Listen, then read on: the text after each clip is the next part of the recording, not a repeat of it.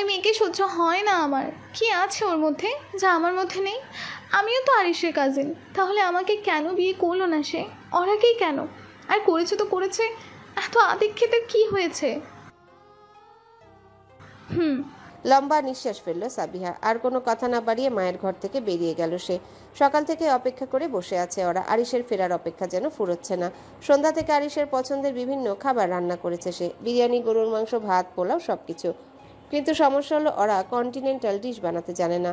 তবে সময় নিয়ে এটাও শিখে নেবে বলে ভেবেছে সে। ঘরের ভেতর পায়চারি করছে ওরা। পরনে কালো রঙের শাড়ি। বিয়ের পর আজকেই প্রথম শাড়ি পরেছে সে, তামান্না পরিয়ে দিয়েছে। বিয়েতেও শাড়ি পরেনি, শাড়ি সামলানো ঝামেলা বলেই পরা হয়নি তখন। বারবার দেয়াল ঘড়ির দিকে তাকিয়ে সময় দেখছে সে। 11:45 বেজেছে। এয়ারপোর্টে নেমে কল করেছিল আরিশ, বলল কিছুক্ষণের মধ্যে বাসায় ফিরবে, কিন্তু কই 20 মিনিট পেরিয়ে গেল তবুও তো আসছে না। অবশ্য কিভাবে আসবে? ঢাকার যে জ্যাম, তাতে 20 মিনিটে বাসা পৌঁছানোর কথা ভাবাও হাস্যকর ব্যাপার। বিরক্তিতে কপাল কুঁচকে এলো ওরার। কি বোকা বোকা ভাবনা তার।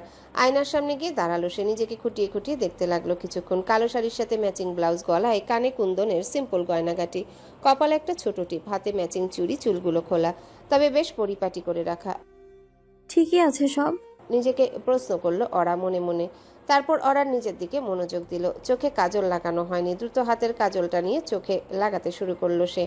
এর মধ্যে গাড়ির আওয়াজ শুনে আচমকায় নড়ে উঠল ওরা। বুকের ভেতর অদ্ভুত এক ঝাঁকুনি। ধরফর করতে লাগলো হঠাৎ। কাজলটা তাড়াতাড়ি ড্রেসিং টেবিলের উপর রেখে শাড়ির কুচি ধরে ঝটপট ঘর থেকে বেরিয়ে গেল। তালহা গিয়েছিল এয়ারপোর্টে। দুই ভাই একসাথে বাসায় ফিরেছে মাত্র। তামান্নার দরজা খুলে দিয়েছে। তালহার আরিশ পরপর বাসায় ঢুকলো, যেন দীর্ঘ সময় পরে ঘরে ফিরে এসেছে। অথচ মাত্র 2 দিন বাইরে ছিল আরিশ। তামান্নার মুখে এক উজ্জ্বল হাসি। কি খবর তামান্না? গম্ভীর কণ্ঠে শুধালো আরিশ। এমনিতে সবসময় এরকমই গম্ভীর থাকে সে, তবে ওরার সামনে আলাদা। ভালো ভাইয়া, আপনি কেমন আছেন? ভালো। তোর ভাবি কোথায় রে? রুমে? সিঁড়ি পর্যন্ত এসে থমকে দাঁড়ালো ওরা। ওই তো ড্রয়িং রুমে দাঁড়িয়ে আছে আরিশ, পরনে সেই চিরচেনা কালো রঙের পোশাক। নিজের দিকে তাকিয়ে মুচকি হাসলো ওরা। আজকে সেও আরিশের মতো কালো রঙের পোশাক পরেছে। এর মধ্যে তালহার নজর গেল ওরার দিকে। ভাবি ওখানে ভাইয়া। তালহার কথায় সিঁড়ির দিকে দৃষ্টিপাত করলো আরিশ। ঠিক সেই মুহূর্তে যেন ছোটখাটো হার্ট অ্যাটাক হলো তার। বুকটা ধক করে উঠল। কিছুটা পিছনে সরে গিয়ে সোফায় বসে পড়ল আরিশ। আকস্মিক ঘটনায় ওরা হতবাক হয়ে তাকিয়ে আছে। নিজেকে সামলে যত দ্রুত সম্ভব সিঁড়ি বেয়ে নিচে নামতে লাগলো সে। তামান্না, তালহা আরিশের অবস্থা দেখে মুচকি মুচকি হাসছে। কি হলো ভাইয়া? এই মেয়েটাকে তালহা? হুশ, নিজের বিয়ে করা বউ নিজেই চিনতে পারছো না? শুকনো ঢোক গিলল আরিশ। বসা থেকে উঠে দাঁড়িয়ে ওরার দিকে এগুলো।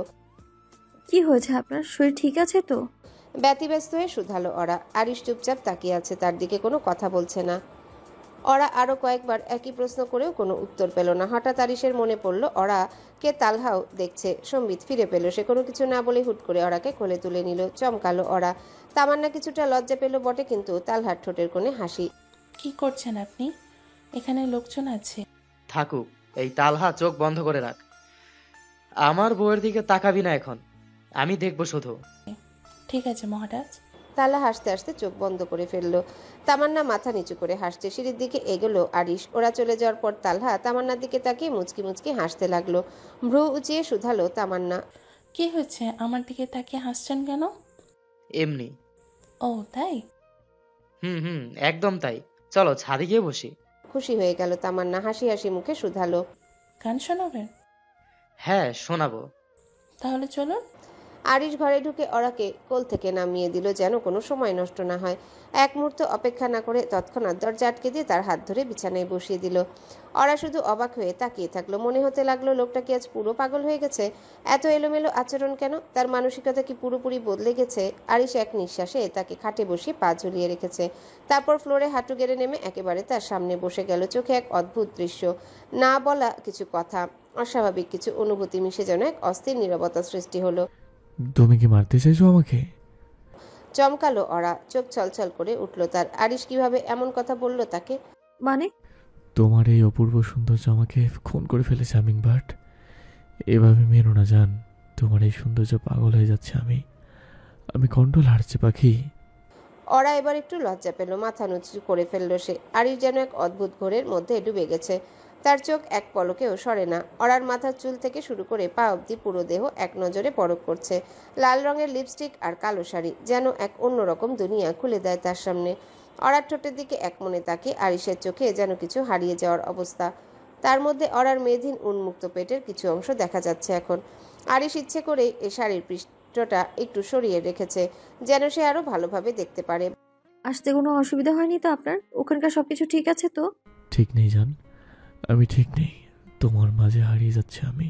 বসা থেকে উঠে দাঁড়িয়ে চুলের মুঠি টেনে ধরল আরিশ। হালকা ব্যথা পাচ্ছে অরা, কিন্তু সেটা বলার আগে আরিশের ঠোঁটের নিচে চাপা পড়ল অরার ঠোঁট। চিরচেনা সেই উন্মাদনা, কঠোরতার ছোঁয়া পেল সে।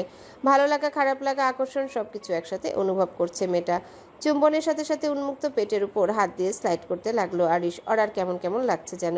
এই অনুভূতির নাম জানা নেই তার। জীবনে প্রথম এমন কিছু অনুভব করছে সে। কিছুক্ষণ পর থামলো আরিশ।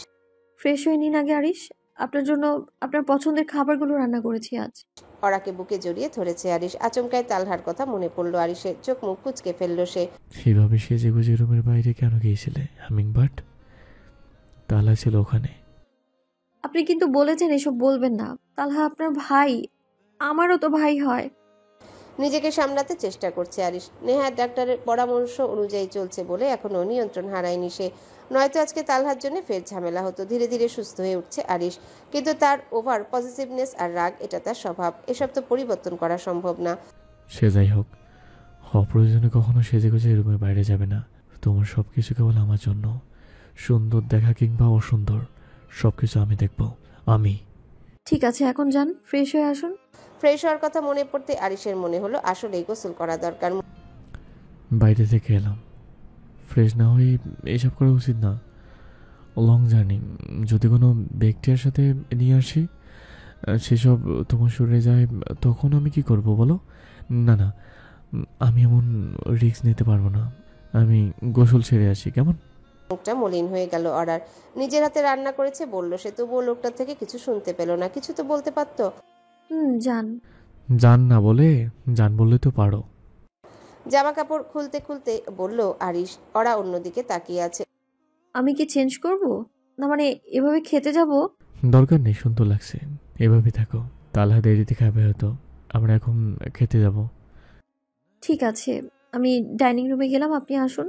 অরা যেতে চাইলে আরিশ তার ডান হাত ধরে নিজের বুকের উপর ফেললো তাকে। অরার মুখটা এখন আরিশের উন্মুক্ত বুকের সাথে মিশে আছে। স্বস্তির নিঃশ্বাস ছাড়লো অরা। যাও, আমি 5 মিনিটের মধ্যে আসছি। আচ্ছা। তোমাকে ছাড়া এই আকাশে সাজে না, সহজে তো বাতাসে বাসি বাজে না। চলো না যে রূপকথা তোমাকে শোনাই, সারাটা দিন ঘিরে আছো তুমি এত রঙিন, হয়নি কখনো মন। গান শেষ হতেই উচ্ছ্বসিত তামান্না জোরে তালি দিতে লাগলো, চোখে মুখে খুশির ঝিলিক। তালহা গিটারটা ফ্লোরে রেখে হেসে জিজ্ঞাসা করলো, কেমন লাগলো গানটা? তামান্না মুগ্ধ চোখে তাকিয়ে বলল, অসাধারণ। আপনার গলাটার সুরটা একেবারে মন ছুঁয়ে গেল ভাইয়া। আস্তাক ফিরুল্লাহ। তালহার হঠাৎ এমন প্রতিক্রিয়ায় চমকে উঠল তামান্না। চারিপাশে তাকিয়ে কিছু ঘটেছে কিনা বোঝার চেষ্টা করলো, কিন্তু কোথাও কিছু অস্বাভাবিক দেখলো না। কি হয়েছে? অবাক হয়ে জিজ্ঞাসা করলো সে। তালহা গম্ভীর গলায় বলল, তুমি আমাকে ভাইয়া বলো কেন? আমার অলরেডি একটা বোন আছে, একাধিক বোনের দরকার নেই আমার। মুচকি হাসলো তামান্না। বিদ্যুতের ক্ষীণ ঝলকানি আকাশ চিরে আলো ফেলছে মাঝে মাঝে। অল্প অল্প শীতল হাওয়া বইছে। আকাশ জুড়ে ঘন মেঘ, যেন কোনো এক দুরন্ত ঝড় ঠিক প্রস্তুতি নিচ্ছেন আমার। হয়তো কালবৈশাখী নামবে এই রাতেই। তামান্নার সেই রহস্যময় হাসিটা দেখে তালহার কপালে ভাঁজ পড়ে গেল। ভ্রু কুচকে তাকালো সে। ভেতরে ভেতরে একটা অস্বস্তি কাজ করছে তার মনে। হাসছো কেন তামান্না ভাটিয়া? চোখ ছোট করে জিজ্ঞাসা করলো তালহা। না এমনি। কাঁধ ঝাঁকালো তামান্না। একদম না, কিছু একটা হয়েছে, বলো। কচু হয়েছে।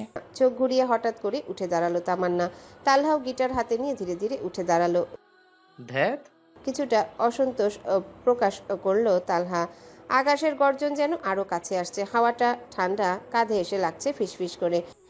ঝড় হতে পারে, আবহাওয়াটা ভালো লাগছে না। একটু থেমে আবারও বলল তামান্না। চলুন খেয়ে নি, ভাইয়াও বোধহয় এখন খাবেন। চলো। তালহা নিচু স্বরে বলল। মাথা হেলিয়ে সামনে পা বাড়ালো তামান্না। তালহাও গিটারটা এক হাতে ধরে তার পেছনে পেছনে হাঁটতে লাগলো চুপচাপ। আজ প্রথমবার অরার হাতের রান্না খেয়েছে আরিশ, তাও আবার নিজের পছন্দের সব খাবার। সাধারণত ভদ্রলোক কড়া ডায়েট মেনে চলে, প্রতিদিনের খাদ্য তালিকায় কার্ব কম, প্রোটিন বেশি, সবকিছু নিখুঁত হিসেবেই চলে। স্বাস্থ্য সচেতনতা তার জীবনের অপরিহার্য অংশ। তেজরিন খান আরিশ নিজের ফিটনেস ধরে রাখতে বরাবরই দৃঢ় সংকল্প। তবে আজ সব নিয়মের বাঁধন আলগা করে পেট ভরে খেয়ে ফেলেছে। ভালোবাসার মানুষ যখন নিজের হাতে রান্না করে তখন আর ক্যালোরির হিসেব চলে না। আরিশ খাওয়ার শেষে ধীরে ধীরে হাত মুখ ধুয়ে উঠল, চোখে মুখে তৃপ্তির ছাপ স্পষ্ট। ঠিক সেই সময় তালহার তামান্না এসে ঢুকলো ডাইনিং রুমে। অর্ডার খাওয়াও শেষ হয়ে গেছে। ভাবি, আপনি কেন কষ্ট করলেন? আমাকে একবার ডাক দিলেই তো হতো। মিনমিনিয়ে গলায় বলল তামান্না। ততক্ষণে তালহা চেয়ার টেনে বসে পড়েছে। তাসলিমা এসে খাওয়ার জায়গায় বসেছেন, তবে সাবিহা নিজ ঘরে। তার এখন কিছুই খেতে ইচ্ছা করছে না। ডাক দিতে হবে কেন তামান্না? চোখ সরু করে বললেন তাসলিমা। তোমার কাজই তো এটা, দেখাশোনা করা, কে কখন খাবে, কে বসেছে, কে আসেনি, এসব। আর তালহা, তোকে একটা কথা বলেছিলাম আমি, মনে হয় ভুলে গেছিস। তাসলিমা খাতুনের স্বরে একটা চাপা রাখছিল। তালহা কিছু বলল না, চুপ করে রইল। তামান্না মাথা নিচু করে দাঁড়িয়ে রইল। তখনই আরিশ গলা খাকারি দিয়ে বলল, একদিন খেয়াল না করলে এমন কিছু যায় আসে না চাচি। আফটার অল ওর বয়স তো সাবিহার মতোই, বরং তার চেয়েও ছোট। ইচ্ছা মতো কিছু করা বা না করা বয়স এটা। আর তালহার গানগুলো দারুণ, ও তো শুধু গানই শুনছিল। তাসলিমা খাতুন চুপ করে গেলেন। মনে মনে নিজের ছেলের উপর ভীষণ রাগ করলেন। কখন আবার আরিশ কি বলে এই ভয়ে ওরা মাথা নিচু করে বসে আছে। আরিশের হালকা মন্তব্যে তামান্নার মুখে আবারও হাসি ফুটেছে। একটু স্বস্তির ছাপ নিয়ে সে সবার সামনে খাবার পরিবেশন করছে। হঠাৎ চেয়ার থেকে উঠে দাঁড়ালো আরিশ, চোখ পাকিয়ে ওরার দিকে তাকালো, তারপর এক ভরসা মেশানো ইশারায় বলল নিজের ঘরে যেতে। ওরা বসা থেকে উঠে ডাইনিং রুম থেকে বেরিয়ে সোজা সিঁড়ি বেয়ে দোতলায় চলে গেল। সাবিয়া খেয়েছে? শুধালো আরিশ। দীর্ঘ নিঃশ্বাস ছাড়লেন। তাসলিমা বললেন, মেয়েটা খাওয়া দাওয়া বন্ধ করে ফেলেছে প্রায়। আরিশের কপালের ভাঁজ গাঢ় হলো। কিছু না বলে ঘুরে দাঁড়ালো। ওরা ডাইনিং রুম থেকে ধীর পায়ে বেরিয়ে গেল। জানালার পাশে নিঃশব্দে দাঁড়িয়ে আছে সাবিহা। পরনে সাদামাটা একটা টি শার্ট আর ঢিলে ঢালা প্লাজো। শহরে আসার পর তার ভিতরে বেশ কিছুটা বদল এসেছে, চেহারায়, পোশাকে, ভাবনায়। এখন সে অনায়াসে ওয়েস্টার্ন ড্রেস পরতেও জানে। তার দৃষ্টি এখন বাইরের ঝাপসা আলোয় নয়, ভেতরের অন্ধকারে আটকে আছে। মাথায় কেবল একটাই ভাবনা ঘুরপাক খাচ্ছে, কিভাবে ওরাকে চিরতরে আরিশের জীবন থেকে মুছে ফেলা যায়। চাইলেই হয়তো চলে যেতে পারে সে এই বাড়ি থেকে, কিন্তু যাওয়ার আগে এমন কিছু করতে চায় যেন ওরার অধ্যায়টা বন্ধ না হলে অন্তত নড়বড়ে হয়ে পড়ে, যেন ওর দম নিতে কষ্ট হয়, যেন আরিশ আর কখনো চোখ বুঝে ওকে বিশ্বাস করতে না পারে। সাবিয়া! চেনা কণ্ঠে শুনে চমকে উঠল সে। তড়িৎ গতিতে ঘুরে তাকালো। দরজার কাছে দাঁড়িয়ে আরিশ, পরনে কালো টি শার্ট আর জিন্স, মুখে একরাশ ক্লান্তি আর চোখে কড়াভাবে চাপা রাগ। আরিশ, ভেতরে এসো। আরিশ ঘরে ঢুকে ধীরে চেয়ারে টেনে বসলো। সাবিহার সামনাসামনি এসে দাঁড়াতেই বলল, আরিশ না, আরিশ ভাইয়া বলে ডাকবে তুমি। বয়সে তোমার থেকে বড় আমি, সেটা কি ভুলে যাও? আরিশের কণ্ঠে গাম্ভীর্যের ছাপ স্পষ্ট। সাবিহার গা জ্বলে উঠল ভেতরে ভেতরে। ভাবছিল খাবারের কথা বলবে, হয়তো মমতা দেখাবে, তা না করে জ্ঞান দিচ্ছে। সরি। It's okay. এই খাওয়া দাওয়া ঠিক মতো করছো না কেন? আমি বিদেশে যাব না আরিশ। একটু থেমে ফের বলল সে, আমি বিদেশে যাব না ভাইয়া। কেন যাবে না? কত ছেলে মেয়ে স্বপ্ন দেশের বাইরে গিয়ে পড়াশোনা করবে, আর তুমি সেই সুযোগ পেয়েও হাতছাড়া করে যাচ্ছ। এক মুহূর্ত নীরব থাকে বলল সাবিহা, আমি তোমাদেরকে ছেড়ে থাকতে পারবো না। আরিশ চুপ করে গেল, এক দৃষ্টিতে তাকালো সাবিহার দিকে, তারপর ঠান্ডা গলায় বলল, দেখো সাবিয়া, তুমি ওনার সাথে যা করেছো, তারপর তোমাকে এ বাড়িতে রাখার কোনো ইচ্ছা আমার ছিল না। কিন্তু চাচার মেয়ে তুমি, তোমার সাথে অফিসার করতে পারবো না আমি। চাচা আমার জন্য অনেক কিছু করেছেন, তার জন্য বলছি দেশের বাইরে যাও, লেখাপড়া করো, নিজের ক্যারিয়ার তৈরি করো। আচমকা সাবিহা আরিশের সামনে ফ্লোরে বসে পড়ল। আরিশ বিরক্ত হলো তাতে, কপাল কুঁচকে এলো তার। প্লিজ আরিশ ভাইয়া, আমাকে দূরে পাঠিও না, আমি এখানেই থাকতে চাই। বসা থেকে উঠে দাঁড়ালো আরিশ, রাগে চোখ লাল হয়ে গেছে। দূরে তো তুমি অবশ্যই যাবে সাবিয়া, হয় পড়াশোনা করার জন্য, নয়তো অন্য কিছু করার জন্য। আমার আর আশেপাশে রাখবো না তোমাকে। আরিশ হনহনিয়ে ঘর থেকে বেরিয়ে গেল। চোখের সামনে ঝাপসা হয়ে গেল সব। ক্ষণেক বাদে রাগে চেয়ারটা উপড়ে ফেলে দিল সাবিহা। নিজের চুল টানতে লাগলো। মৃত বাবার উপর ভীষণ রাগ হচ্ছে তার। মরার আগে কিছু জায়গা সম্পত্তি অন্তত তাদের নামে লিখে দিয়ে যেতেন। ঢাকা শহরে এত কিছু আরিশের, অথচ তালহাদের নামে কিচ্ছু নেই। আছে কেবল গ্রামে কয়েক বিঘা জমি। অনেকক্ষণ হলো ঘরে এসে বিছানায় চুপচাপ বসে আছে ওরা। বারবার দরজার দিকে তাকাচ্ছে সে। আরিশ কি রাগ করেছে? না, রাগ করারই বা কি আছে? মনের মধ্যে নানা প্রশ্ন ঘুরপাক খাচ্ছে, আর সেসবের উত্তরও যেন নিজেই দিচ্ছে ওরা। বসে থাকতে আর ভালো লাগছে না তার, ভাবলো শুয়ে পড়বে। ঠিক তখনই দরজা আটকে যাওয়ার শব্দে চমকে তাকালো সে। আরিশের চোখে চোখ পড়তেই বুকের ভিতর কেমন করে উঠল অরার।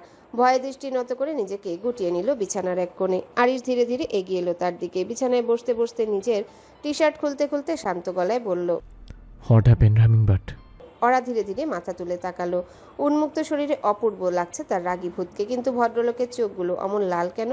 কার সাথে রাগ করলো? অরার ভয়াক্ত দৃষ্টি দেখে মুচকি হাসলো আরিশ। অরা একটু হলেও স্বস্তি পেল তাতে। আপনি রাগ করেছেন কেন? কারণ আমি তোমার রাগী ভূত, সেজন্য। চমকালো অরা। উনি কিভাবে জানলেন এই নাম? আমতা আমতা করে শুধালো। আপনি কিভাবে? আরিশ অরার দিকে এগুলো জাপটে ধরে কোলে তুলে বসালো তাকে। শাড়ি পরে এভাবে বসতে একটু অস্বস্তি লাগছিল অরার, কিন্তু কি আর করার। ওই যে সেদিন নিশার ঘরে বলেছিলে। লজ্জায় চোখ মুখ কুচকে ফেললো অরা। আর কি বলেছিল করেছিল সেসব ভেবে হাঁসফাঁস করছে। আমি আর কি করেছিলাম? থেমে থেমে প্রশ্ন করছিল অরা। আরিশ এক দৃষ্টিতে তাকিয়ে রইল তার চোখের গভীরে, তারপর নিঃশব্দে হাত রাখলো অরার কোমরে। অরা নিঃশ্বাস আটকে তাকিয়ে রইল, বুঝতে পারছিল কি হতে যাচ্ছে। আরিশ ধীরে ধীরে এগিয়ে এলো, তার চোখ আটকে রইল অরার ঠোঁটে। আরিশের আগ্রাসী চুম্বনে এলোমেলো হতে লাগলো সে। মিনিট পাঁচেক ওভাবেই চলল। যখন আরিশ থামলো তখন অরার টালমাটাল অবস্থা। ঘন ঘন নিঃশ্বাস ফেলছে সে। আরিশের চোখে মুখে দুষ্টুমির ঝিলিক। এসব করেছিলে হটি? হটি? চোখ বড় বড় করে ফেললো অরা। আরিশ তাকে হটি বলল কেন? তার মানে নেশার ঘরে সে এরকম আদর করেছে? ছি ছি ছি। নিজের হাত দিয়েই চোখ মুখ চেপে ধরলো অরা। আরিশ ওর অবস্থা দেখে হাসছে। এমনিতেই কিস করতে গিয়ে ঠোঁটের সব লিপস্টিক ঘেটে গিয়ে থুতনিতে লেগে গেছে, তার উপর এমন বোকা বোকা কাজকর্ম। ওরে লজ্জা রে, সেদিন কোথায় ছিল এত লজ্জা? তখন তো আমি বারণ করা সত্ত্বেও শুনুনি। অরা কিছু বলল না, চুপ করে রইল ওভাবে। আজ আমিও বারণ শুনবো না পাখি। I want to be my right here right now. I can take it anymore. I need you. আচমকা আরিশের এমন আবদারে ঘাবড়ে গেল অরা। চেহারা থেকে হাত সরিয়ে কিছু একটা বলতেই যাবে, এমন সময় আরিশ হাত দিয়ে অরার মুখ চেপে ধরল। অরা আরিশের দিকে তাকালো, চোখে মুখে তীব্র মোহতার। ভয় পেল অরা, না জানি কি করে এবার। আরিশ চুপ, না বলবে না হামিংবার্ড। আজকে আমি আর ধৈর্য রাখতে পারছি না। তুমি জানোই তো আমি বড্ড অধৈর্য। আরিশ কথা বলতে বলতেই বিছানায় শুইয়ে দিল অরাকে। শাড়ির আঁচল পাশে সরিয়ে অরার উপর চড়াও হলো সে। মুহূর্তের মধ্যে অরার পুরো মুখমণ্ডল এবং গলা আরিশের ঠোঁটের স্পর্শে ভরে উঠল। হাঁসফাঁস করছে অরা। আরিশ তাকে কিছু বলারই সুযোগ দিচ্ছে না। সেই পাগলামো, সেই হিংস্রতা। এমনিতে আরিশ সাধারণত শান্ত এবং স্বাভাবিক থাকে, তবে বিশেষ মুহূর্তে তার আবেগের তীব্রতা তাকে কখনোই পুরোপুরি শান্ত থাকতে দেয় না। এই মুহূর্তগুলো তার অনুভূতি আরো গভীর হয়ে ওঠে, যা তার আচরণে পরিবর্তন নিয়ে আসে। আরিশ প্লিজ শুনুন। ইস চুপ, অন্য কিছু বলো পাখি, যেমন কিসমি, হারিস, অথবা I want more, please baby, say that. অরার চুল খামচে ধরে বলল আরিশ। সে সম্পূর্ণভাবে নিজের নিয়ন্ত্রণ হারিয়ে ফেলেছে। ফ্লোরে গড়াগড়ি খাচ্ছে অরার শাড়ি, চুড়ি, গয়নাগুলো। অরা চাইলেও থামাতে পারছে না আরিশকে, তাই বাধ্য হয়ে চুপ করে রইল। কিছুক্ষণের মধ্যে আরিশের মেজাজ বিগড়ে গেল। শোয়া থেকে উঠে বসে হাঁপাতে লাগলো সে। সমস্যার কথা আগে বলুনি কেন? বলতেই তো চেয়েছিলাম, আপনি শোনার অবস্থায় ছিলেন। কপাল চেপে ধরে বসে আছে আরিশ। গলা শুকিয়ে গেছে তার। বিছানা থেকে পোশাক হাতে নিয়ে উঠে দাঁড়ালো সে। অরা উঠে বসেছে, গায়ে বিছানার চাদর। আরিশের চোখে মুখে তীব্র রাগ, যেন একটি আগুনের শিখা।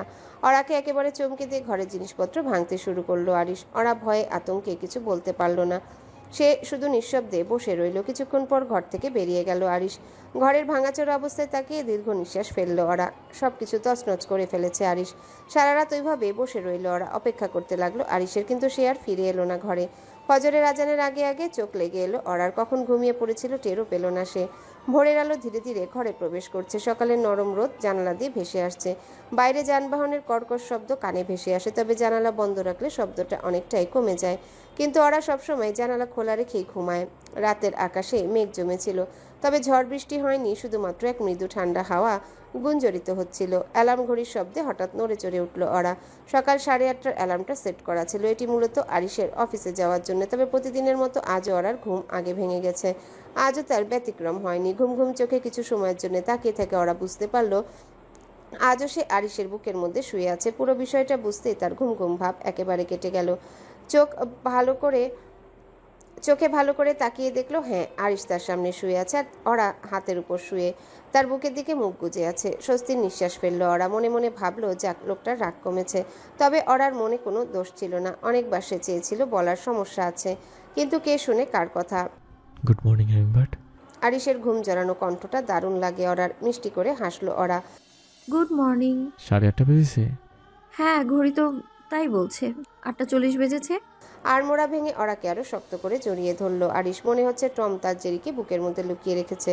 ওরা আরিশের বুকে মুখ গুজে আছে আর ওরা মুচকি মুচকি হাসছে। আরিশের গায়ের গন্ধটা খুব ভালো লাগে ওর। তাহলে এখন উঠতে হবে জান, অফিসে যাইনি 3 দিন হলো, গিয়ে দেখতে হবে কি অবস্থা এখানকার। শোয়ার থেকে উঠে বসলো আরিশ, ওরা উঠে বসেছে। হ্যাঁ, যেতে তো হবেই। আর বলো না, একটু চোখের আড়াল হলেই সবাই লুটেপুটে খাওয়ার চেষ্টা করে। বিয়ের পর থেকে তেলেতে একবার যাওয়া হয়নি বলে ওখানকার অবস্থা কি হয়েছে তা তো শুনলি। একা মানুষ 2 জায়গায় থাকাও সম্ভব না। ভাবছি তালাকে ভালো করে কাজকর্ম শিখে ইতালি পাঠিয়ে দেবো, কেমন হবে বলো তো? ওরার অবাক লাগছে, আরিশ তার সাথে কাজের বিষয়ে আলোচনা করছে। Hummingbird say something. হ্যাঁ, ভালোই হবে। নিজেদের লোক থাকলে আপনাকে আর টেনশন করতে হবে না। হ্যাঁ সেটাই, থাকো, ফ্রেশ হয়ে আসছি আমি। আচ্ছা। ওয়াশরুমের দিকে এগুলো আরিশ, ওরা চটজলদি জামা কাপড় চেঞ্জ করে রান্নাঘরের দিকে এগুলো। হ্যালো বন্ধুরা, পরবর্তী পার্ট খুব তাড়াতাড়ি আসবে, তো সবাই অপেক্ষায় থাকো। আর চ্যানেলটি যারা এখনো সাবস্ক্রাইব করোনি তারা পরবর্তী পার্ট দেখার জন্য চ্যানেলটি সাবস্ক্রাইব করে রেখো। ধন্যবাদ সবাইকে, আমাদের সাথেই থেকো।